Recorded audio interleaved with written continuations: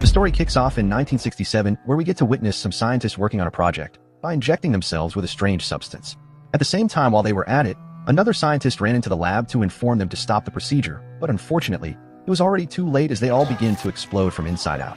Apparently, this also gave each of them a weird-looking powers as some of them developed tentacles in the weird part of their body. As a result, in a total panic and chaos, the whole place was set ablaze, and the doctor from earlier known as Thomas Godolkin went unconscious. The scene then shifted to a voice narrator narrating to we, the viewers, that in a nation rocked by chaos, division, and outrage, superhero are now under attack as Victoria Newman was a victim of a deep-state conspiracy which was hatched by the treasonous Robert Singer with the help of Starlight, who still remains at large. However, we are meant to know that Victoria Newman did not die in vain, as her death inspired President Calhoun to entrust the safety of superheroes to Homelander himself. Once this narration was over, we are then taken to Jordan, who is now in a secluded area in a cell. Immediately, some officers arrived to take him out. Unfortunately, while they were at it, he tried fighting them off, but to no avail. Once he got into the van, he met Emma Meyer, who seems very happy to see him. So after a very long ride, they arrive at their destination, but in a plot twist, they were brought to meet Kate. She informed them that she was responsible for their release, but just then, she also realized Andre was nowhere to be found. Immediately, she used her powers to read Jordan's mind, and at that exact moment, she figured out something had gone wrong. While this was ongoing, they get interrupted by a lady named Stacy Ferrara, who also has some strange stuff going on around her, but... What the is that? Anyways, Emma and Jordan are brought in for a press conference where Jordan gave a speech. Afterwards, Jordan continues to press Kate on the whereabouts of Marie.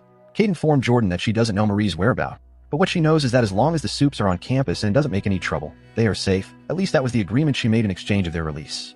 While she continues her talk, Jordan angrily hit her. Meanwhile, in God U event, where the new dean gave a presentation where he explained and assured the people that the dedicated lab which was made to create a virus to wipe off Supes from the face of the planet is now destroyed, and the program have now been exposed and shut down. So now his role as the new dean is to prepare every Supes for this brave new world.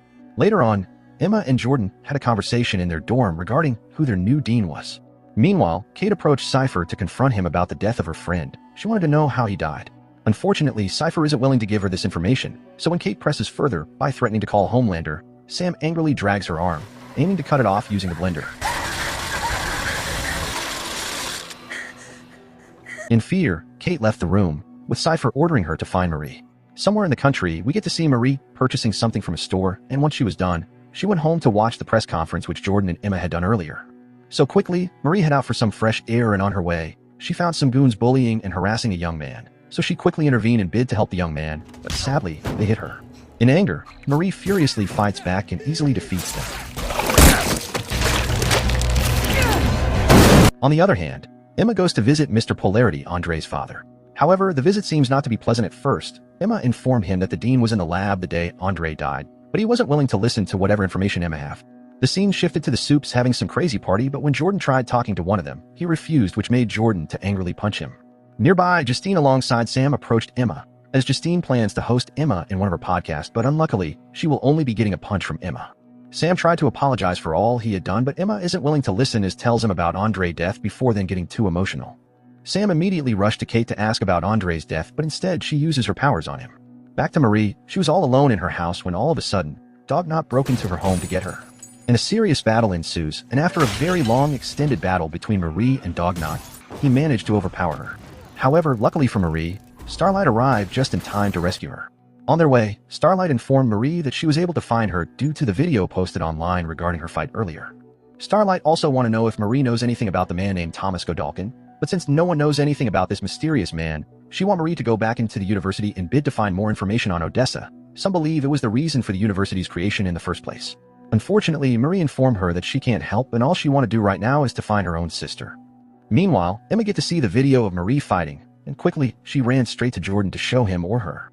Unfortunately, while the two were on their way to find Marie, Kate seems to be nearby. After a very long search and find for Marie, Jordan and Emma managed to find Marie, and they all had a very long conversation regarding Andre's death, and we were meant to know that Andre died while trying to save them, but unfortunately, his powers weren't enough to save himself. While they were at it, Kate arrived at the scene. Marie is asked to return, but things take a darker turn when Kate peeks into her mind and discovers she has been speaking with Starlight. Kate urges her to confess everything to Vought, but Marie refuses. When Kate attempts to force her with her powers, Jordan fires off an energy blast that slams Kate into a wall, leaving her bleeding from the head. Marie rushes to help, but she can't stop the bleeding without making physical contact, something too risky, since one touch would leave her exposed to Kate's control, but no one wants that. Desperate, Marie begs Emma to step in, but instead, Emma and the others walk away, leaving Kate behind to bleed out. Thinking Kate is already dead, Emma decides that the only shot they have at survival is returning to Godalkin, and that means Marie has to come with them. Marie makes a video laying out why she is heading back to Godyu. From there, we cut straight to the Dean's office, where Marie sits down with Dean Cypher to talk about her return. He admits to having been at Elmira, but when Marie presses him on what he actually did there, he quickly dodges the question. He suddenly whips out Andre's medical records, claiming they prove Andre is dealing with the same condition his father had, where overusing their powers slowly causes their brain to deteriorate. It's the very thing that killed Andre back in Elmira. He also informed Marie about Kate's attack and how she is currently undergoing a serious surgery at the hospital. Now at the hospital, Sam goes to visit Kate in order to know if she is okay, but unfortunately, Kate uses her power on one of the nurses, thereby informing Sam about what Marie and her crew did to her, before then violently controlling the nurse to kill the other. Meanwhile, Polarity pulls himself together and returns to Godyu, this time as a faculty member. On the other hand, Jordan discovered the file which the Dean gave to Marie regarding the death of Andre, and he is very furious by this, as they are still holding a grudge over Marie's earlier betrayal which left them in prison for months. But before they can sort things out, both are summoned to a new program called Hero Optimization. Once they were all present, Cypher explains that the program is reserved for the most promising young supes, designed to push them to fully understand and enhance their powers, given the fact none of them actually know how their abilities truly work. Marie, for example, knows she can weaponize blood, but she has no clue what part of it she is really manipulating. The plan is simple but brutal. Throw them into extreme situations that force them to unlock a deeper understanding of their powers, all while giving Cypher the perfect chance to study them. Their test for them is to survive a fight against a single supe powerful enough to wipe them all out on his own. In the end, Jordan manages to hit the target goal of the challenge by hitting the final button, but the exercise only drives home Cypher's point. None of them actually understand how their powers really work.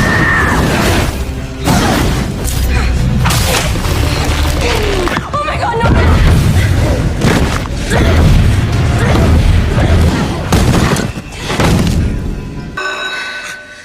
Once this was done, Emma is approached by Andre's dad and bid to kick off their plan. By teaming up with Emma, he sets his sights on digging into the Dean.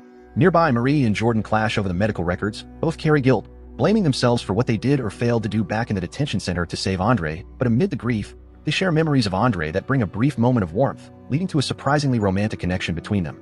Meanwhile, Emma and Polarity Search takes them to the library, where Emma sweet talks the librarian into granting them access to the archives so they can dig up dirt on Dr. Godalkin. Inside, they stumble upon a hidden lair packed with Nazi and memorabilia once owned by Godalkin. But the real revelation comes when they uncover a file on Odessa, a discovery that finally answers many of the questions they've been chasing. Meanwhile, Sam approached Deep, and while he was at it, Sam gets fresh proof of Emma's involvement when a student admits she swiped his phone and used it to book a cab straight to the spot where Kate had been left fighting for her life.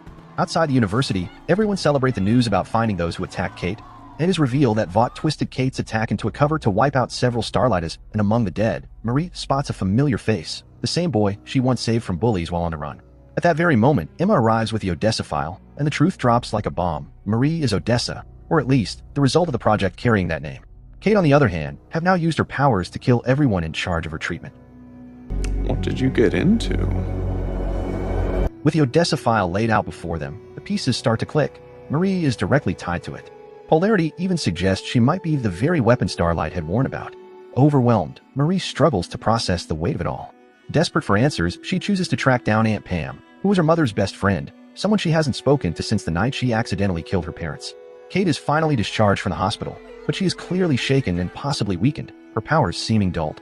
When she comes face to face with Marie, Jordan, and Emma, she stays tight-lipped, offering nothing about what really happened during the attack. Meanwhile, Sam's decline is growing worse with violent flashbacks, and also seeing people as puppets. Even inanimate objects mock and insult him. Kate pressures Cypher to come clean about who really attacked her, but he brushes her off. Instead, he intimidates her with a fake back and forth with Homelander. He coldly reminds her that without her powers she's nothing more than human, urging her to focus on recovery. Instead of doing so, Kate goes to meet Emma, but fortunately, she didn't sew anything crazy. Meanwhile, just as Emma was in the store, she realized someone has been putting up a flyer around while also threatening the staff. So while trying to figure out who this person could be, Emma realized it was a speedster doing.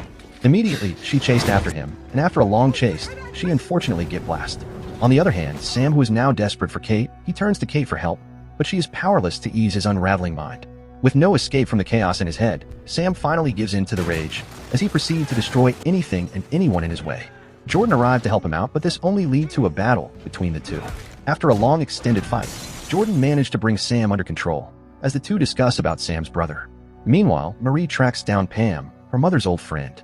From her, she learns the shocking truth: she was conceived at the Godolkin Clinic. Pam hands over a stack of photos from the time of her birth, snapshots of her parents, and one of Cypher himself holding baby Marie. The real bombshell drops when Marie learns that Cypher wasn't just present at her birth, he was the doctor who delivered her, proving he knows far more than he's been letting on. While this was going on, Emma gets to discover Justine powers as she can camouflage into different individual powers. Back to Marie, her talk with Pam softens. The tension eases as they flip through old photos of her parents, and for a moment Marie feels lighter. But before leaving, Marie takes a quick stop to the restroom, but this leads to another jaw-dropping discovery, a room clearly lived in by her sister Annabeth. Pam had adopted her all along and kept it a secret. The truth ignites a heated argument as Pam admits that both she and Annabeth have always been afraid of Marie. After all, she massacred her own parents. Marie pushes back, insisting she never asked for these powers, and that the tragedy was the result of her parents' choices, not hers. All she wants is for Annabeth not to see her as a monster. But Pam delivers the harsh reality, which was it was Annabeth's choice to stay away. Meanwhile, Sam finds a rare moment of calm while spending time with Jordan. The two sit together watching kids' shows, and interestingly, the puppets and animated figures on screen look eerily similar to the ones that haunt Sam in his visions. Later on, the campus comes alive for the 60th anniversary celebration of Godolkin University. Jordan takes the stage for a speech, but midway through, shifts into their female form and drops a bombshell on a crowd, as he revealed that Andre is dead and confessing to being the one who attacked Kate, and not the Starlightess. The Season 2 Episode 1 of 3 of Gen V then came to an end. Kindly subscribe to get updated on the remaining episodes, which drop every Wednesday. Thanks for watching and goodbye.